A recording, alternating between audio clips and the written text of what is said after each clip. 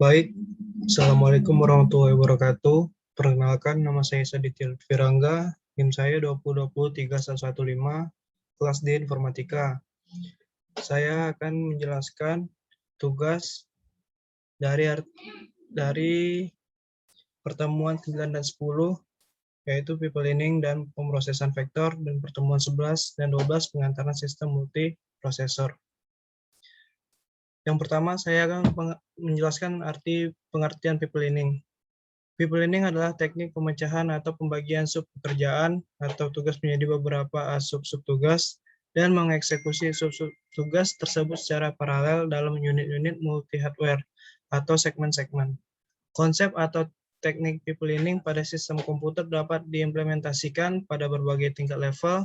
Tingkat level tinggi dapat diterapkan pada proses pengeksekusian suatu program aplikasi, sedangkan pada tingkatan level rendah adalah ketika bagaimana instruksi dijalankan pada mikroprosesor.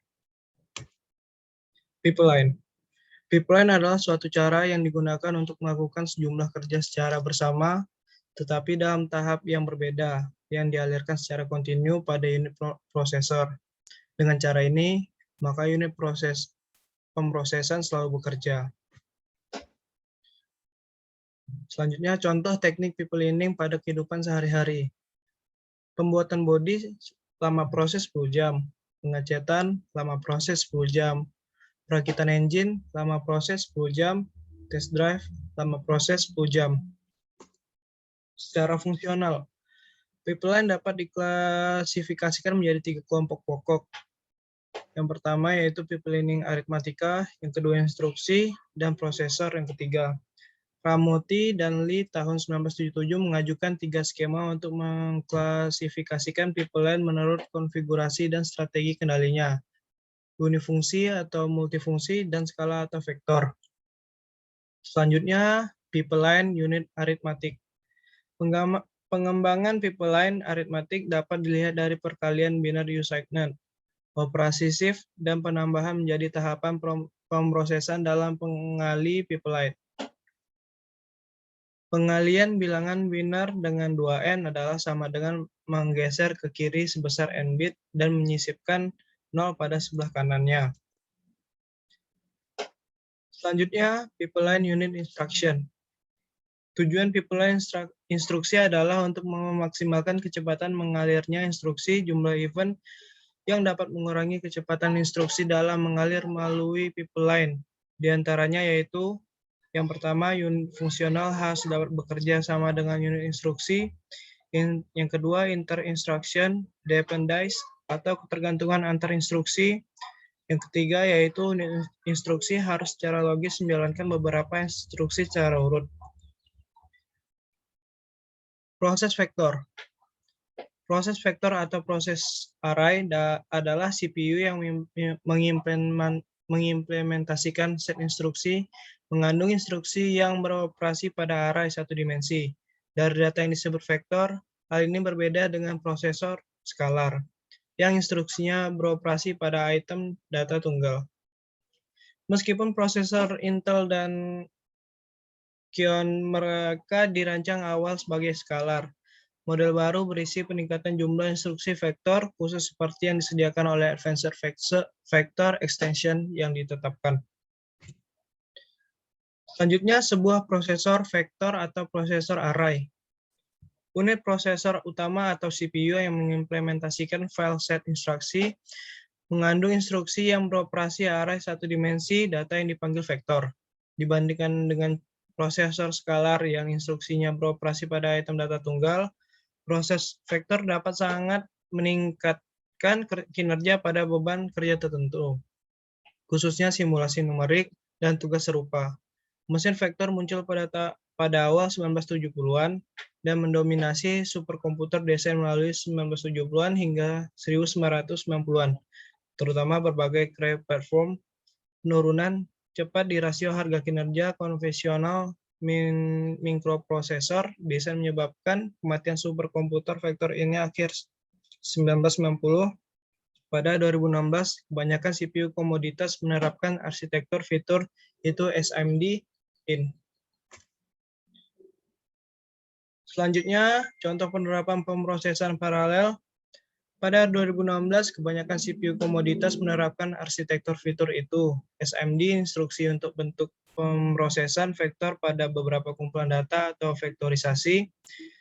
Contoh umum termasuk Intel X8, X86, MMX, SSE, dan AVX instruksi, AMD 3Deno, ekstensi, SmartFish perpanjangan, PowerPCs, Ultivec, dan MIPS. MSA, teknik pemrosesan vektor juga beroperasi di konsol video game, perangkat keras, dan dalam akselerator grafis. Di 2000, IBM, Toshiba, dan Sony berkolaborasi untuk membuat prosesor sel. Perakit skalar. Versi skalar, kami akan membuat setiap X menambahkannya ke Y dan mengulang. Atur Y, 0, Y diinisialisasi ke loop 0, load 32, R1, X membuat satu data 32 bit, add 32, Y, R1, Y sama dengan Y tambah R1. Tambahkan X, $4, X sama dengan X tambah 4. Sub L, N, $1, N sama dengan N kurang 1. JGZN, loop kembali jika N besar dari 0, keluar, read Y, mengembalikan hasil Y. Reduction Instruction Set Computing. RISC atau komputer set instruksi. Yang apa itu RISC atau Reduction Instruction Set Computer atau instruksi set komputer yang dikurangi atau disederhanakan? Adalah mikroprosesor yang dirancang untuk melakukan sejumlah kecil jenis instruksi komputer sehingga dapat beroperasi pada kecepatan yang lebih tinggi atau melakukan lebih banyak jutaan instruksi per detik atau MIPS. Karena setiap jenis instruksi yang harus dilakukan oleh komputer memerlukan transistor dan sirkuit tambahan. Daftar atau set instruksi komputer yang lebih besar cenderung membuat mikroprosesor lebih rumit dan lebih lambat dalam pengoperasiannya. RISC atau Reduction Instruction Set Computer adalah komputer yang menggunakan unit pemrosesan pusat atau CPU yang mengimplementasikan prinsip desain prosesor dari instruksi yang disederhanakan hingga saat ini. RISC adalah teknologi arsitektur CPU yang paling efisien. Arsitektur ini adalah evolusi dan alternatif untuk CISC atau Complex Instruction Set Computing atau komputasi set instruksi kompleks. Selanjutnya, elemen atau fitur dasar RISC atau Reduction Instruction Set Computer. Berdasarkan pengertian RISC atau Reduction Instruction Set Computer di atas, fitur RISC yang paling dasar adalah prosesor dengan logika inti kecil yang memungkinkan para insinyur meningkatkan set register dan meningkatkan paralelisme internal dengan menggunakan hal-hal berikut. A. Thread level parallelism atau parallelism level Euler. Thread level parallelism atau parallelism level Euler ini meningkatkan jumlah utas paralel yang dijalankan oleh CPU. Yang B, instruction level parallelism atau paralelisme tingkat instruksi. Instruksi level parallelism atau paralelisme tingkat instruksi ini untuk meningkatkan kecepatan instruksi eksekusi CPU. Kata-kata. Kumpulan instruksi yang dikurangi sering disalahkan arti untuk merujuk pada berkurangnya jumlah instruksi. Pengurangan instruksi sebenarnya berarti bahwa jumlah pekerjaan yang dilakukan oleh setiap instruksi berkurang dalam hal jumlah siklus yang paling banyak hanya siklus memori dan tunggal dan dibandingkan dengan CPU CISC atau Complex Instruction Set Computing atau komputasi set instruksi kompleks di mana puluhan siklus diperlukan sebelum menyelesaikan seluruh instruksi. Ini menghasilkan pemrosesan yang lebih cepat. Manfaat RISC atau Reduction Instruction Set Computer mengacu pada pengertian RISC di atas dan peningkatan kinerja. Beberapa manfaat RISC atau Reduction Instruction Set Computer dan peningkat desain terkait adalah yang pertama yaitu mikroprosesor baru dapat dikembalikan dan diuji lebih cepat jika salah satu tujuan kurang rumit. Yang kedua, sistem operasi dan pemrogram aplikasi yang menggunakan instruksi mikroprosesor akan merasa lebih mudah untuk mengembangkan kode dengan set instruksi yang lebih kecil. Yang ketiga, kesederhanaan RISC memungkinkan lebih banyak kebebasan untuk memilih bagaimana menggunakan ruang pada mikroprosesor. Kompiler bahasa tingkat yang lebih tinggi menghasilkan kode yang lebih efisien daripada sebelumnya karena mereka selalu cenderung menggunakan set-in instruksi yang lebih kecil yang dapat ditemukan di komputer RISC. Yang keempat yaitu setelah pengenalan RISC, komputer instruksi atau sel lengkap dikatakan menggunakan CISC atau Complex Instruction Set Computing atau komputasi set instruksi kompleks. Ciri-ciri RISC yang pertama yaitu instruksi berukuran tunggal, ukuran yang umum adalah 4 byte. Yang kedua, jumlah bit bagi integer register specifier sama dengan 5 atau lebih, artinya sedikit 32 buah register integer dapat direferensikan sekaligus secara eksplisit. Jumlah bit floating point register specifier sama dengan 4 atau lebih. Artinya sedikit 16 register floating point dapat direferensikan sekaligus secara eksplisit. Beberapa prosesor implementasi dari arsitektur RISC adalah AMD 2900, 29000 MIPS, R2000, Spark, MC88000, HPPA, IBM RT atau TC, IBM RS atau RS6000, Intel i860, Motorola 88000, atau keluarga Motorola, dan terakhir PowerPC G5. Tidak terdapat operasi yang menggabungkan operasi load atau store dengan operasi aritmatika. Yang keempat, jumlah maksimum pemakaian memori manajemen bagi suatu alamat data adalah sebuah instruksi. Yang kelima, tidak terdapat pengalamatan tak langsung yang mengharuskan melakukan sebuah akses memori agar memperoleh alamat operasi lainnya dalam memori. Tidak terdapat lebih dari satu operan beralamat memori per instruksi.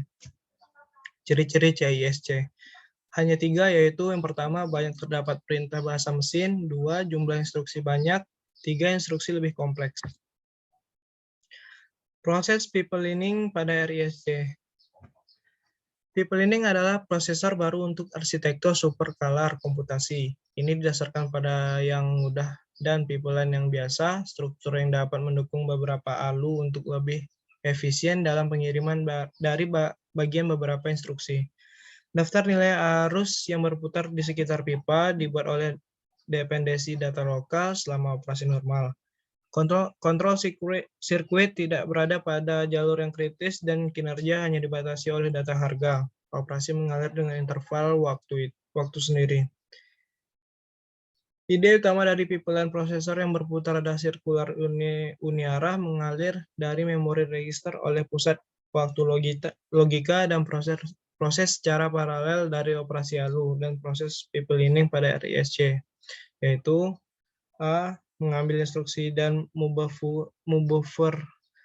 membufferkannya. B. Ketika tahapan kedua bebas, tahapan pertama mengirimkan instruksi yang dibufferkan tersebut. C. Pada saat tahapan kedua sedang mengeksekusi instruksi, tahapan pertama memanfaatkan siklus memori yang tidak dipakai untuk mengambil dan membufferkan instruksi berikutnya.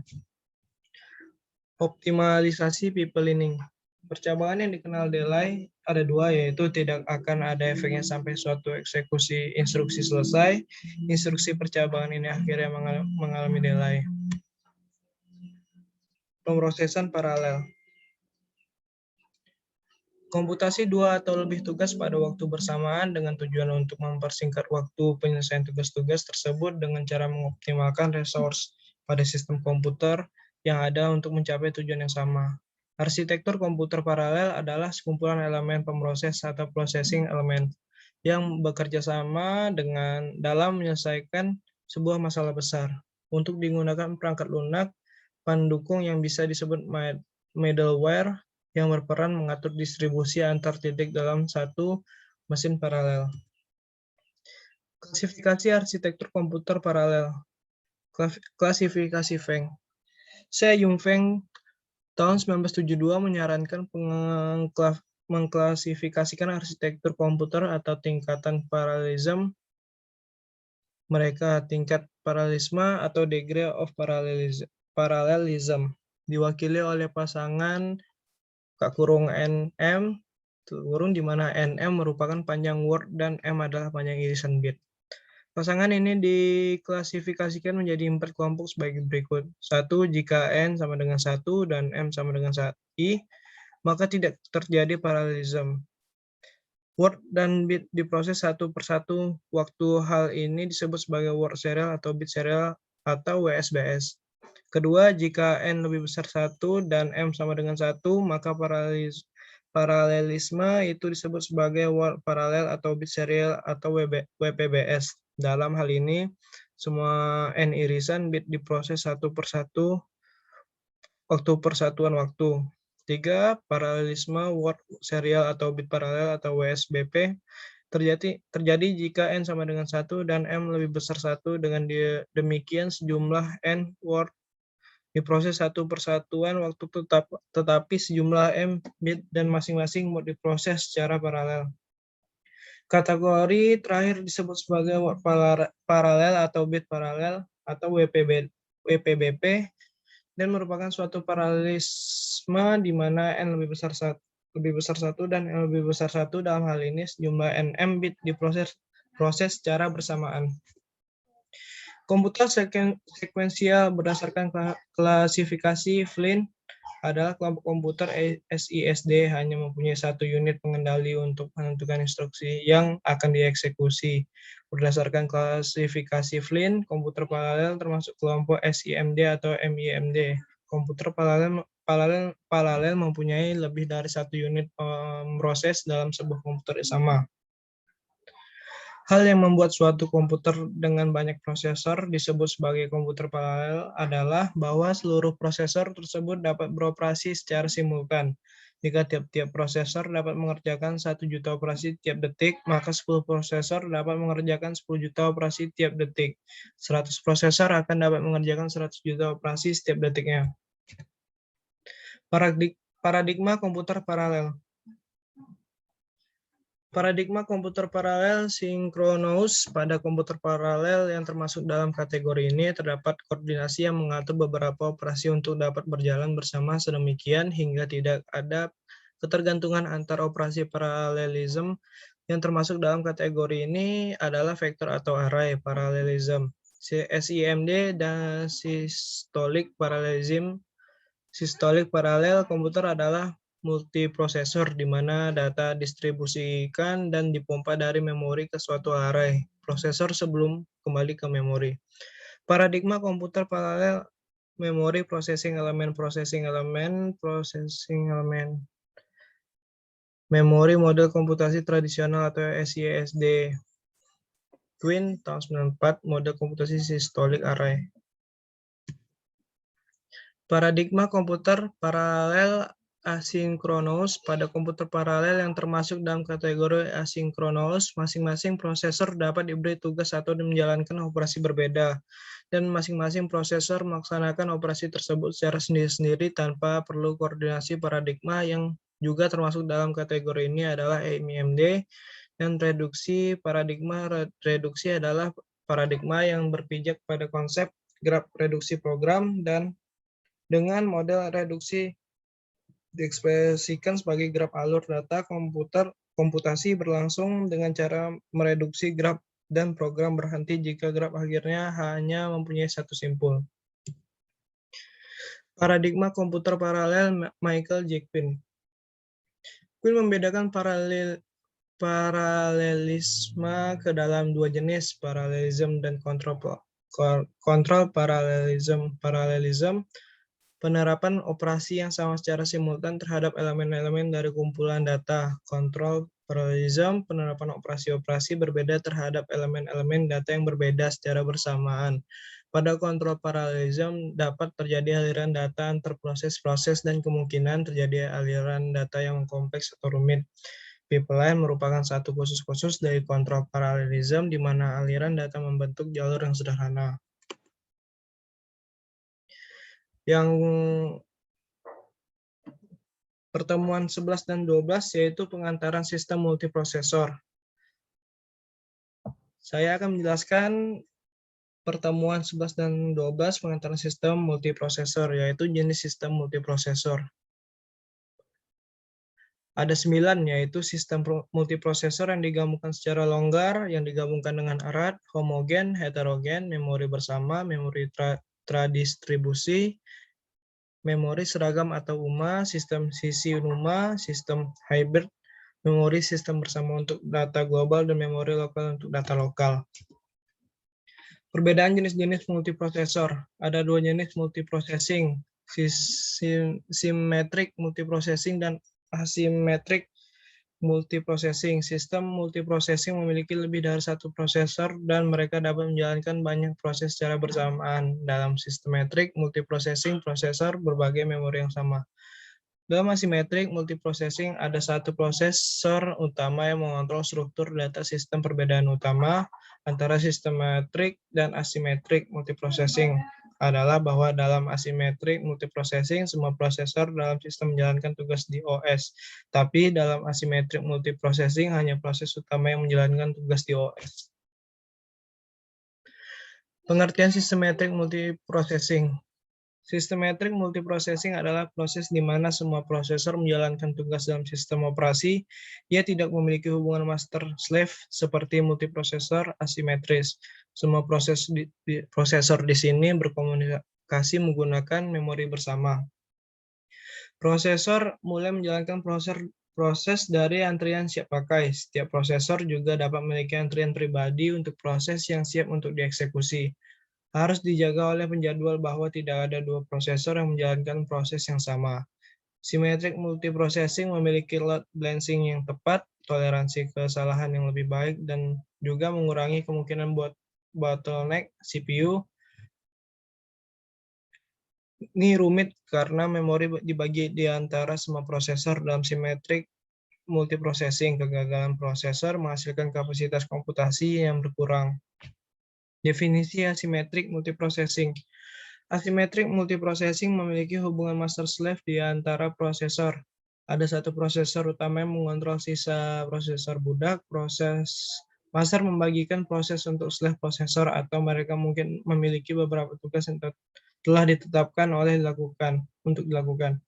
Prosesor utama mengontrol struktur data, jadwal proses, pemrosesan I/O, dan aktivitas sistem lain dikendalikan oleh prosesor utama. Jika prosesor utama gagal, satu prosesor di antara prosesor slave dibuat prosesor utama untuk melanjutkan eksekusi. Jika prosesor slave gagal, prosesor slave yang lain mengambil alih tugasnya. Systematic multiprocessing sederhana karena hanya ada satu prosesor yang mengendalikan struktur data semua aktivitas dalam sistem. Multikomputer adalah sistem dengan banyak prosesor yang terhubung bersama untuk menyelesaikan masalah. Setiap prosesor memiliki memori sendiri dan hanya dapat diakses oleh prosesor tertentu. Prosesor dapat berkomunikasi satu sama lain melalui jaringan terkoneksi. Karena multikomputer mampu menyampaikan pesan di antara prosesor, dimungkinkan untuk membagi tugas antara prosesor untuk menyelesaikan tugas. Oleh karena itu, multi dapat digunakan untuk komputasi distribusi lebih mudah dan hemat biaya untuk membangun multikomputer daripada multiprosesor. Di sisi lain, pemrograman multikomputer sulit. Multikomputer adalah sekelompok komputer yang berfungsi sebagai komputer tunggal. Setiap sistem dalam komputer multikomputer memiliki perangkat tersendiri, contoh sistem operasi yang sendiri, dan menangani data melalui MPP. Multikomputer dapat tertanam di dalam motherboard yang sama atau ditempatkan di casing komputer yang berbeda dan jaringan bersama. Multikomputer digunakan dalam situasi pemrosesan data massal seperti simulasi sains, pemrosesan informasi, bisnis, dan hosting situs web di internet. Sistem multikomputer adalah sekelompok komputer yang beroperasi sebagai komputer tunggal. Lingkungan multiprocessing dapat beroperasi dengan CPU yang berbagi sistem operasi disebut multiprosesor simetris, atau dengan setiap CPU yang menjalankan instance individu dari sistem operasi yang disebut massively parallel processing. Kombinasi sistem multiprosesor dan multikomputer. Multiprosesor adalah sistem dengan 2 atau lebih CPU yang memungkinkan pemrosesan program secara simultan. Komputer multikomputer adalah sekumpulan prosesor yang terhubung oleh jaringan komunikasi yang bekerja sama untuk menyelesaikan masalah komputasi. Rancangan yang dapat diskalakan, distributed, dan shared memory atau DSM. Yang ketiga, sistem rutin bahasa. Komputer paralel kinerja. Kinerja komputer paralel untuk mengembangkan komputer paralel agar bisa beroperasi lebih cepat dari prosesor tunggal. Masalah kinerja yang berkaitan dengan komputer paralel yang pertama, metrik hardware, kecepatan CPU dan I/O. 2. Metrik software, mengetahui seberapa cepat sebuah program beroperasi pada sebuah komputer paralel disebanding sebuah prosesor tunggal. Terima kasih